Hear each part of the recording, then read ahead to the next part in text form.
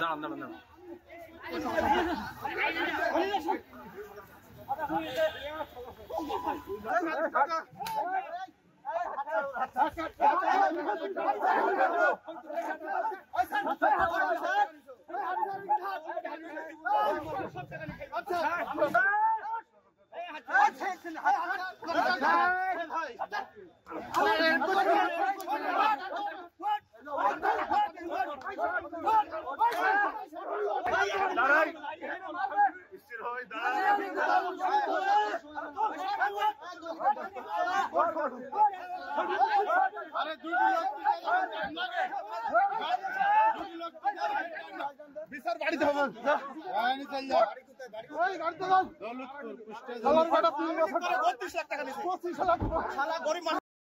দেখছে যে ওরা টানা হাসলা করছে, মারামারি করছে। আচ্ছা, মারামারির পূর্বে দেখলাম যে না, আমাদের এলাকার ছেলেপিলা অন্য বাইরের ছেলেপিলে, ওরা দেখলাম ভালো ভালো লোকজন ছিল, প্রশাসনরা ছিল, সবাই ছিল, দেখা যাচ্ছে কেউ ঠেকাচ্ছে না।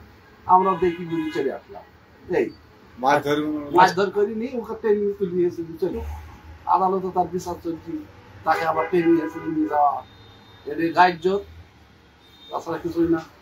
নুরুজ্জামান হচ্ছে আমার ভাই, ওনার কোর্টে নিয়ে আসছিলাম। ওনারে হচ্ছে জজ সাহেব ওনারে হচ্ছে জামিন দিচ্ছে 1 মাসে। যখন উনি বাড়ায় চলে আসছে, ওনারা প্রায় সাক্ষী শপথ নিয়ে প্রায় 10 থেকে 12 জন ছিল, গাড়িও ভাড়া করে নিয়ে আসছিল।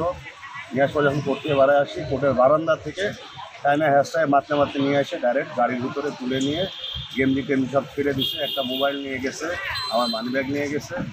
অলরেডি ওরা প্রচুর মারধর করছে, আমারও মারধর করছে। পুরো ব্যাপার হচ্ছে এটা বয়ে হচ্ছে বিদেশ যাওয়া বাবু টাকা দিছিল একজনা, কিন্তু এরা টাকা দিছিল পারভেজ দিয়ে পুরো সাক্ষী টাক্ষী করে এরা প্রায় 27 থেকে 28 লক্ষ টাকা কী করছে। এটা যে প্রুফ দিছে সেটাও ফেক।